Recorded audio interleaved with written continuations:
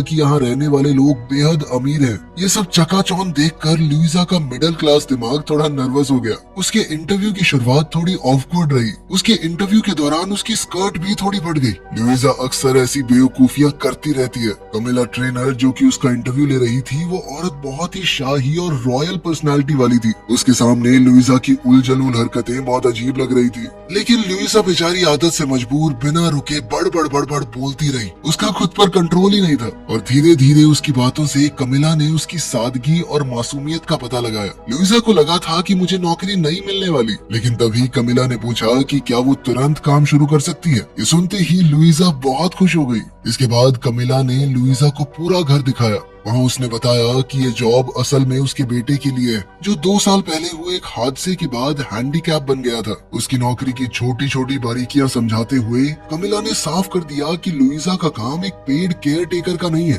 उससे ज्यादा उसे एक दोस्त बनना होगा जो विल के साथ समय बिताए, बातें करे। हालांकि ये बात थोड़ी अजीब लगी उसे, लेकिन लुइजा फिर भी खुश थी कि चलो नौकरी तो मिली। फिर जब लुइजा पहली बार विल से मिली तो वो ज्यादा कुछ समझ नहीं पाई। अपने बिखरे बाल और बढ़ी हुई दाढ़ी के साथ विल व्हील चेयर पर बैठा था। सबसे पहले विल ने अपने मुंह से अजीब सी आवाजें निकालनी शुरू कर दी, जैसे वो जानबूझकर लुइजा को अजीब महसूस करवाना चाहता हो। और जब उसने बोलना शुरू किया तब भी उसकी बातों में मजाक और एक तरह की नफरत थी। वो सारा दिन एक कुर्सी पर बैठे बैठे उसका मन कड़वा हो गया था। विल के बिना बात के ताने सुनकर लुइजा को अब ये नौकरी इतनी भी अच्छी नहीं लग रही थी। खैर घर वापस आने पर लुइजा ने देखा कि सब कुछ बिल्कुल उथल पुथल हो रखा था। घर में सामान फैला हुआ था, किचन बिखर चुकी थी और हर कोई परेशान लग रहा था। लेकिन जैसे ही लुइजा ने बताया कि उसे नौकरी मिल गई तो पूरा परिवार खुशी से झूम उठा। फिर अगले दिन काम पर लुइजा को विल के फिजिकल थेरेपिस्ट नेथन ने समझाया कि तुम्हें विल को उठाने या इस तरह की कोई चीज करने की जरूरत नहीं है।